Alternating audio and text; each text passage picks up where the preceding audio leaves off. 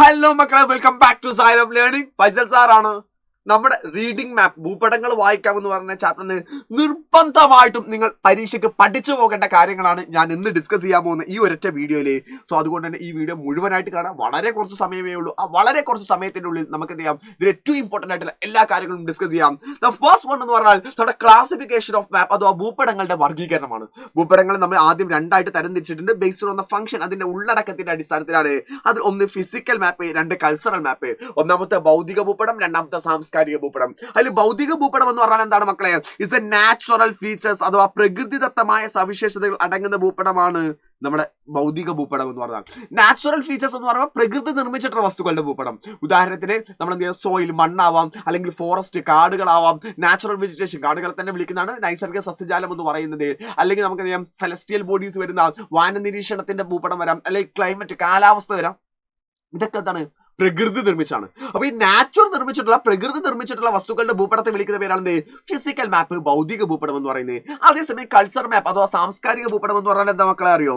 അത് മാൻമെയ്ഡ് ഫീച്ചേഴ്സാ അഥവാ മനുഷ്യൻ നിർമ്മിച്ചിട്ടുള്ള വസ്തുക്കളുടെ ഭൂപടമാണ് സാംസ്കാരിക ഭൂപടം എന്ന് പറയുന്നത്. അപ്പൊ മനുഷ്യൻ നിർമ്മിച്ചെന്ന് പറഞ്ഞ സമയത്ത് നമുക്ക് റോഡുകൾ വരാം, അല്ലെങ്കിൽ വീട് വരാം, അല്ലെങ്കിൽ സ്കൂൾ വരാം, ഹോസ്പിറ്റൽ വരാം. അങ്ങനെയുള്ള മനുഷ്യൻ നിർമ്മിച്ചിട്ടുള്ള വസ്തുക്കളുടെ ഭൂപടമാണെങ്കിൽ നമുക്ക് എന്ത് വിളിക്കാം? മാൻമെയ്ഡ് ആണെങ്കിൽ അത് കൾച്ചറൽ മാപ്പ്, സാംസ്കാരിക ഭൂപടമെന്നും. അതേസമയം പ്രകൃതി നിർമ്മിച്ചാണെന്നുണ്ടെങ്കിൽ, നാച്ചുറൽ നിർമ്മിച്ചാണെങ്കിൽ അതിനെന്ത് വിളിക്കാം?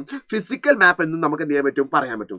അതേ സമയം ഇതിനെന്ത് ചെയ്യുന്ന ഉദാഹരണങ്ങൾ നമ്മളിവിടെ കൊടുത്തിട്ടുണ്ട്. കൃത്യമായിട്ട് മക്കൾ എന്ത് ചെയ്യാൻ വായിക്കാം. ഞാൻ ആ പറഞ്ഞ ഉദാഹരണങ്ങൾ തന്നെയാണ് ഇവിടെ കൊടുത്തിട്ട്. അതേസമയം നമ്മൾ മാപ്പിന് മറ്റൊരു ബേസിൽ നമ്മൾ എന്ത് ചെയ്യുന്നു, ബേസ്ഡ് ഓൺ ദ സ്കെയിൽ, അതിന്റെ വലുപ്പത്തിന്റെ അടിസ്ഥാനത്തിൽ, ബേസ്ഡ് ഓൺ ദ സ്കെയിൽ, വലുപ്പത്തിന്റെ അടിസ്ഥാനത്തിൽ അഥവാ തോതിന്റെ അടിസ്ഥാനത്തിൽ നമ്മൾ എന്ത് ചെയ്തിട്ടുണ്ട്, രണ്ടായി തരം തിരിച്ചിട്ടുണ്ട്. അതാണ് ചെറിയ തോത് ഭൂപടങ്ങളും വലിയ തോത് ഭൂപടവും അഥവാ സ്മാൾ സ്കെയിൽ മാപ്പും ലാർജ് സ്കെയിൽ മാപ്പും. അതിൽ സ്മാൾ സ്കെയിൽ മാപ്പ് അഥവാ ചെറിയ തോത് ഭൂപടം എന്ന് പറഞ്ഞാൽ ഒരു വലിയ സ്ഥലത്തെ ചെറുതാക്കി കാണിക്കുന്നതിനെയാണ് സ്മാൾ സ്കെയിൽ മാപ്പ് എന്ന് പറയാം. ഒരു വലിയ സ്ഥലത്തെ ചെറുതാക്കി കാണിക്കാം. ഉദാഹരണം പറയുകയാണെങ്കിൽ ഇന്ത്യയുടെ മാപ്പ്. ഇന്ത്യയുടെ മാപ്പ് എന്ന് പറഞ്ഞാൽ ഇന്ത്യ എന്ന് പറഞ്ഞാൽ വലിയ സ്ഥലമാണ്. ആ സ്ഥലത്തെ വളരെ ചെറുതാക്കിയിട്ട് കാണിക്കുകയാണ്. അതുകൊണ്ട് തന്നെ ഇവിടെ ഇമ്പോർട്ടന്റ് ഇൻഫർമേഷൻ മാത്രമേ ഉണ്ടാവുകയുള്ളൂ. ഇവിടെ വളരെ ഇമ്പോർട്ടന്റ് ആയിട്ടുള്ള രാജ്യങ്ങളുടെ തലസ്ഥാനം, അതുപോലെ തന്നെ വളരെ ഇമ്പോർട്ടന്റ് ആയിട്ട് സ്റ്റേറ്റുകളുടെ പേരുകൾ തുടങ്ങിയിട്ടുള്ള വളരെ ഇമ്പോർട്ടന്റ് ആയിട്ടുള്ള വിവരങ്ങൾ മാത്രമേ സ്മാൾ സ്കെയിൽ മാപ്പിൽ അഥവാ ചെറിയ തോത് ഭൂപടത്തിൽ വളരെ പ്രധാനപ്പെട്ട വിവരങ്ങൾ മാത്രമേ നമുക്ക് ഉണ്ടാവാറുള്ളൂ. ഉദാഹരണങ്ങളാണ് അറ്റ്ലസ് ഭൂപടം, അതുപോലെ തന്നെ ചുമർ ചിത്രം എന്ന് പറയും, ചുമർ മാപ്പ് എന്ന് പറയുന്നത് കേട്ടോ. നമ്മുടെ വാൾ മാപ്പ്, അതുപോലെ തന്നെ അറ്റ്ലസ് മാപ്പ് എന്ന് പറയും. വലിയ തോത് ഭൂപടം എന്ന് പറയുന്നത് ഒരുപാട് ഡീറ്റെയിൽഡ് ഇൻഫർമേഷൻ ഉള്ള, എന്ന് വെച്ചാൽ വലിയ കൂടുതൽ വിശദമായ വിവരങ്ങളുള്ള ഭൂപടമാണ്. അത് ഒരു ചെറിയ സ്ഥലത്തെ വലുതാക്കി കാണിക്കാം. ഒരു ചെറിയ സ്ഥലത്തെ വലുതാക്കി കാണിക്കാനായി അതിനെ വിളിക്കുന്ന പേരാണ് വലിയ തോത് ഭൂപടം അഥവാ ലാർജ് സ്കെയിൽ മാപ്പ് എന്ന് പറയാം. ഉദാഹരണമാണ് കാഡസ്ട്രിയൽ മാപ്പ്, ടോപ്പോഗ്രഫിക്കൽ മാപ്പ് കേട്ടോ. ഇത് കൃത്യമായിട്ട് മക്കൾ ഓർത്തു വെക്കണം. കൂടാതെ തന്നെ ഇതിൽ ഏറ്റവും പ്രധാനപ്പെട്ട ഒരു ഭാഗമാണ് മാപ്പ് സ്കെയിൽ അഥവാ ഭൂപടങ്ങളുടെ തോത് എന്ന് പറയുന്നത്. ഒരു ഭൂപടത്തിലെ ദൂരവും യഥാർത്ഥ ദൂരവും തമ്മിലുള്ള ബന്ധത്തെയാണ് ആക്ച്വലി മാപ്പിന്റെ തോത് അഥവാ ഭൂപടത്തിലെ തോത് എന്നുകൊണ്ട് ഉദ്ദേശിക്കുന്നത്.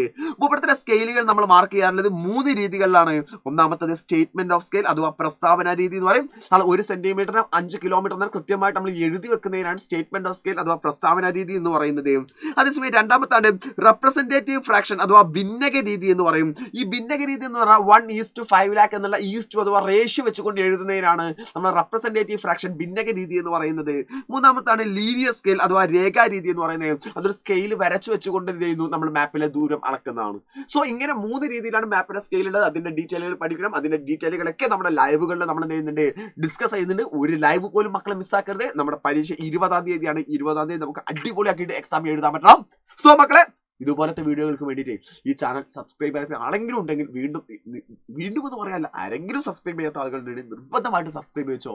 നിങ്ങളുടെ 8ാം ക്ലാസ്സിലെ ഏറ്റവും ഉപകാരമുള്ള ചാനലായിട്ട് ഇത് മാറിയിരിക്കും. So tata, bye, see you all.